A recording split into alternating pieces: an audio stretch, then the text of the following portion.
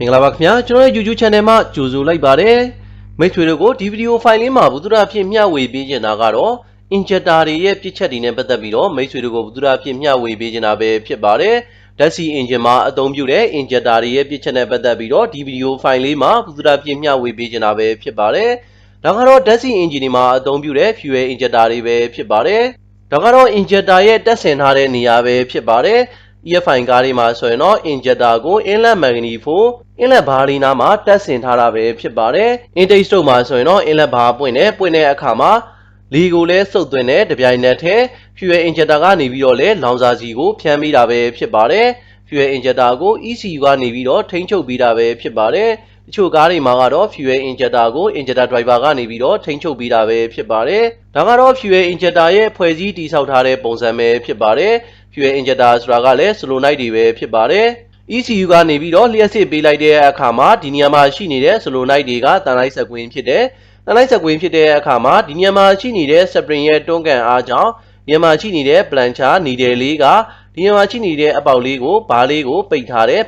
အခါမှာဒီနေရာမှာရှိနေတဲ့တန်လိုက်စက်ကွင်းကဒီမှာရှိနေတဲ့ solenoid ရဲ့ armature လေးကိုလှမ်းဆွဲတဲ့အခါမှာဒီနေရာမှာရှိနေတဲ့ဘားလေးကပွင့်သွားတဲ့အတွက်ကိုဒီနေရာကနေပြီးတော့စီဖြန်းပေးတာပဲဖြစ်ပါတယ် injector တွေမှာဆိုရင်စီဝင်တဲ့နေရာမှာ fuel filter ပါဝင်တာပဲဖြစ်ပါတယ်ခါလီကြရင် injector တွေကြီးပိတ်တာက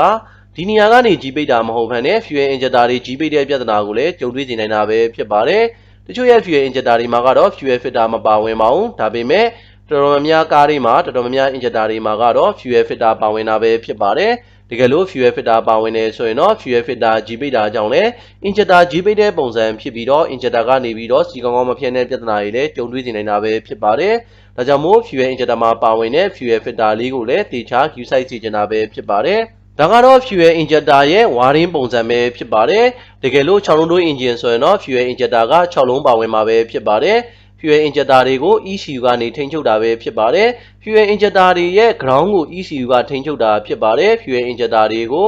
ဘက်ထရီကနေပြီးတော့တောက်ဖွင့်တဲ့အချိန်မှာ plug ဓာတ်ရိုက်ပေးတာပဲဖြစ်ပါတယ်ဒါကြောင့်မို့တောက်ဖွင့်တဲ့အချိန်မှာ fuel injector တွေကိုတွဲဖို့ဓာတ်ရိုက်ရောက်ရှိနေမှာပဲဖြစ်ပါတယ် injector တွေရဲ့သင်္ကေတကို shed တွေနဲ့ဖော်ပြတာပဲဖြစ်ပါတယ် diagram မှာကြည့်မယ်ဆိုရင်တော့ shed 10ဆိုရင်တော့ injector number 1ဖြစ်ပါတယ် shed 20ဆိုရင်တော့ injector number 2ပါshed 30ဆိုရင်တော့ injector number 3ဖြစ်ပါတယ်ဒီလိုပုံစံမျိုးနဲ့ injector 8လုံးပါတယ်ဆိုရင်တော့ shed 80ဆိုပြီးတော့ပါဝင်မှာပဲဖြစ်ပါတယ်6လုံးပါတယ်ဆိုရင်တော့ shed 60D ပါဝင်မှာပဲဖြစ်ပါတယ်ဒီ engine ကတော့ injector 6လုံးနဲ့ engine ပဲဖြစ်ပါတယ်ဒီနေရာတွေကနေပြီးတော့ plug B ကရောက်ရှိမယ် injector လုပ်ဖို့အတွက် ECU ကနေပြီးတော့ add ချပေးမယ်အဲ့ဒီအခါမှာ injector တွေကလုံးမှာပဲဖြစ်ပါတယ်မိတ်ဆွေတို့ကိုအထက်မှာရှင်းပြခဲ့လို့ပဲတချို့ရဲ့ကားတွေမှာကတော့ injector တွေကို injector driver နဲ့ထိန်းချုပ်တာပဲဖြစ်ပါတယ် injector driver နဲ့ထိန်းချုပ်တယ်ဆိုရင်လည်း injector တွေရဲ့ ground ကြိုးတွေကိုပဲထိန်းချုပ်တာပဲဖြစ်ပါတယ် ECU တွေ injector driver တွေကနေပြီးတော့ injector တွေရဲ့အကြိုးတွေကိုအချပေးတဲ့အခါမှာ injector တွေကအလုံးလုံးစီတာပဲဖြစ်ပါတယ်ဒါကတော့ injector ရဲ့ကြိုးလိုင်းတွေကိုစစ်ဆေးတာပဲဖြစ်ပါတယ်မိတ်ဆွေတို့ကိုအထက်မှာရှင်းပြခဲ့လို့ပဲ injector ဘိုင်းမှာပြစ်ချက်ရှိနေတဲ့အခါမှာinjector တွေမှာပြစ်ချက်ရှိတဲ့အခါမှာပထမဆုံးအနေနဲ့ injector ရဲ့ wiring line ကိုလည်းစစ်ဆေးနိုင်တယ် injector ရဲ့ wiring line ကိုစစ်ဆေးတဲ့အခါမှာတောက်ဖွင့်လာပြီးတော့တွဲဖို့ရောက်လားမရောက်လားဆိုတာကိုလည်းစစ်ဆေးလို့ရမှာပဲဖြစ်ပါတယ်ဒါအပြင်ဒီနေရာလေးမှာအမီဒီလေးတက်လိုက်မယ်ဒါကတော့ injector ရဲ့ socket ပဲဖြစ်ပါတယ် injector မှာတက်ဆင်ထားတဲ့ socket ကိုဖြုတ်ပြီးတော့ဒီနေရာလေးမှာ LED မီလေးကိုစိုက်ထားလိုက်မယ်စိုက်ထားပြီးတော့ start ဆွဲလိုက်တဲ့အချိန်မှာမီးကမိတ်တုပ်လင်းနေရမှာပဲဖြစ်ပါတယ်မီးကမိတ်တုပ်လင်းနေဆိုရင်တော့ injector ရဲ့ wiring line ကကောင်းတာပဲဖြစ်ပါတယ်တကယ်လို့မီးကမိတ်တုပ်မလင်းဘူးဆိုလို့ရှိရင်တော့ injector ရဲ့ wiring line မှာပြစ်ချက်ရှိနေပါတယ်ECU နဲ့ injector ရဲ့ဂျာထဲမှာရှိနေတဲ့ wiring line မှာပဲပြစ်ချက်ရှိနေရလားဒါမှမဟုတ်ရင် plug B ပဲမရောက်တာလားဆိုတာကိုစစ်ဆေးပေးရမှာပဲဖြစ်ပါတယ်ဒါကတော့ injector တွေပဲဖြစ်ပါတယ် injector တွေကလည်းအချိန်ကာလကြာသွားတဲ့အခါမှာပျက်စီးနေနေတာပဲဖြစ်ပါတယ် injector တွေကကျွတ်ဆက်ပြီးတော့ကျိုးတာပဲဖြစ်ဖြစ်ဒါမှမဟုတ်ရင်အတွင်းထဲမှာရှိနေတဲ့ spring တွေကျိုးတာပဲဖြစ်ဖြစ်ဒါမှမဟုတ်ရင် solenoid တွေရဲ့ညှို့တဲ့အားကပဲကျသွားတာပဲဖြစ်ဖြစ်ဒါမှမဟုတ်ရင် solenoid တွေကြီးပိတ်တာပဲဖြစ်ဖြစ် solenoid တွေပြစ်ချက်ရှိတဲ့အခါမှာengine တုံခါတဲ့ပြဿနာ power ဆုံးရှုံးတဲ့ပြဿနာတွေကြုံတွေ့နေနိုင်တာပဲဖြစ်ပါတယ်ဒါကတော့ injector ကိုစစ်ကြည့်တာပဲဖြစ်ပါတယ်ပထမဆုံးအနေနဲ့ injector တွေကိုဆေးမယ်ဆေးပြီးသွားတဲ့အခါမှာ injector တွေကိုဒီလိုပုံစံမျိုးစစ်ဆေးနိုင်တာပဲဖြစ်ပါတယ်အကောင်းဆုံးကတော့ injector စစ်တဲ့ဆက်နဲ့စစ်ဆေးတာကတော့ပိုပြီးတော့ကောင်းပါတယ်ဒါကတော့ injector တွေစစ်ဆေးခြင်းပဲဖြစ်ပါတယ် injector တွေကဒီလိုပုံစံမျိုး injector မပွင့်မိမဲ့လေဒီလိုပုံစံတစ်စက်ကြာနေတာဒါမှမဟုတ်ရင်ဒီလိုပုံစံမျိုးဘေးတိုက်ဖြန်းသွားတာ ဒါမှမဟုတ်ရင်အလုံးလိုက်ကြတာဒါတွေက injector မကောင်းတဲ့လက္ခဏာတွေပဲဖြစ်ပါတယ်ပုံမှန်ဆိုရင်တော့ injector တွေကဒီလိုပုံစံ spray က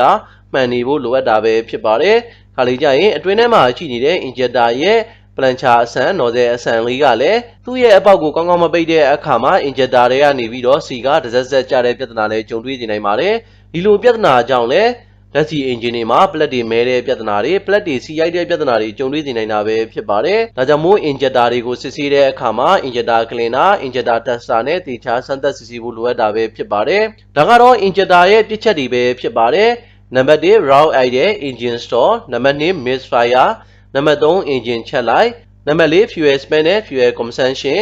နံပါတ်5 engine performance တို့ပဲဖြစ်ပါတယ်နံပါတ်1ကတော့ engine ကစလုံးမငြိမ်တဲ့ပြဿနာတွေ engine ဆက်တည်တဲ့ပြဿနာတွေကိုကြုံတွေ့နေနိုင်တာပဲဖြစ်ပါတယ်ဒါကတော့ injector ရဲ့ပြစ်ချက်ပဲဖြစ်ပါတယ် injector မှာဂျီးပိတ်နေတာဒါမှမဟုတ်ရင် injector ကနေပြီးတော့စီကြမမှန်တဲ့ပြစ်ချက်တွေကြောင့်စလုံးမငြိမ်တဲ့ပြဿနာတွေ engine ကဆက်လုံးဝထိုးရတဲ့ပြဿနာတွေကိုကြုံတွေ့နေနိုင်တာပဲဖြစ်ပါတယ်နံပါတ်2အနေနဲ့ကတော့ဓာတ်ဆီ engine တွေမှာကြုံတွေ့နေကြဖြစ်တဲ့ misfire ပြစ်ချက်ပဲဖြစ်ပါတယ်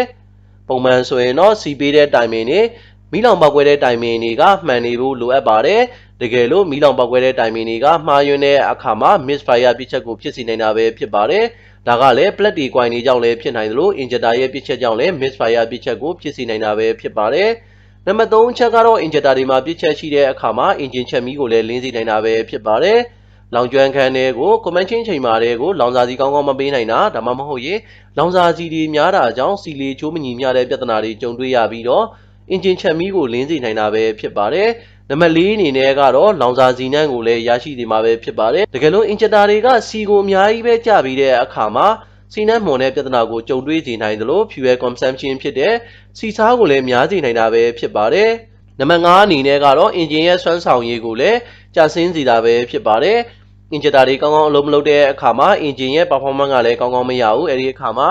engine ကလည်း lever ကောင်းကောင်းနင်းမရတဲ့ပြဿနာဝင်မယုံတဲ့ပြဿနာကိုလည်းကြုံတွေ့စေနိုင်တာပဲဖြစ်ပါတယ်ဒါကတော့ injector မှာပြစ်ချက်ရှိတဲ့အခါမှာကြုံတွေ့နိုင်တဲ့အများဆုံးပြစ်ချက်တွေပဲဖြစ်ပါတယ်ဒါကတော့ injector တွေပျက်စီးခြင်းအကြောင်းရင်းတွေပဲဖြစ်ပါတယ်နံပါတ်1ကတော့ poor fuel quality ပဲဖြစ်ပါတယ်အယူသိမ်းတဲ့စီကိုအသုံးပြုတာကြောင့် injector တွေကိုပျက်စီးမြန်စေတာပဲဖြစ်ပါတယ်နံပါတ်2ကတော့ heat source ပဲဖြစ်ပါတယ် heat source ဆိုတာကတော့ injector ကစီဖြန်းတဲ့အခါမှာအမှုန်လေးတွေကိုဖြန်းတယ်အဲ့လိုမျိုးအမှုန်လေးတွေဖြန်းရင်းနဲ့ wine flame လို့ခေါ်တဲ့အစီပါတဲ့ဒူလေးတွေက injector မှာလာပြီးတော့ကတ်တယ်အပူကြောင့်အဲ့ဒီစီလေးတွေကကြာလာတဲ့အခါမှာဂျိုးပုံစံဖြစ်ပြီးတော့ injector ရဲ့အပေါက်လေးတွေကိုပိတ်စေတာပဲဖြစ်ပါတယ်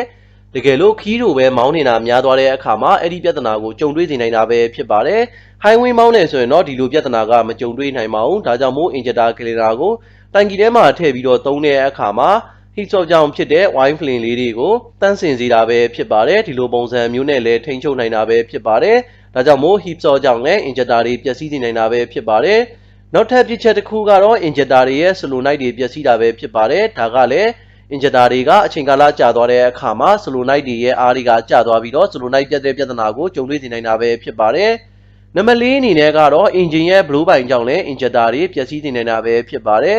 blow ပိုင်စနစ်မှာ PCB ဘားကိုအသုံးပြုတာပဲဖြစ်ပါတယ် PCB ဘားကကောင်းကောင်းအလုံးမလုပ်တဲ့အခါမှာကာဗွန်ကြိုးတွေတက်ပြီးတော့ injector ကိုလည်းပြစ်ချက်ဖြစ်စေနိုင်တာပဲဖြစ်ပါတယ်နံပါတ်5အနေနဲ့ကတော့ injector တွေကျိုးတာဒါမှမဟုတ်ရင် injector ကနေပြီးတော့ စီတွေကတောက်နဲ့ကျနေတာဒီလိုပြစ်ချက်တွေကြောင့်လည်း injector တွေပျက်စီးနိုင်တာပဲဖြစ်ပါတယ် injector တွေက engine ကန်ထဲမှာထည့်ထားတာဖြစ်တဲ့အတွက် injector တွေဖြုတ်တဲ့အခါမှာအလွယ်တကူကျွတ်ဆက်ပြီးတော့ကျိုးစေနိုင်တာပဲဖြစ်ပါတယ်အပူကြောင့် injector တွေကကျွတ်ဆက်နေတယ်ဒါကြောင့်မို့ injector တွေဖြုတ်တဲ့အခါမှာတေချာလေးယူဆိုင်စီချင်တာပဲဖြစ်ပါတယ် injector တွေရဲ့ socket ငုတ်တွေကတော်တော်လေးကျွတ်ဆက်တာပဲဖြစ်ပါတယ်ဒီခါလေးကျရင်နည်းနည်းလေးထိတာတော့ injector ရဲ့ငုတ်တွေက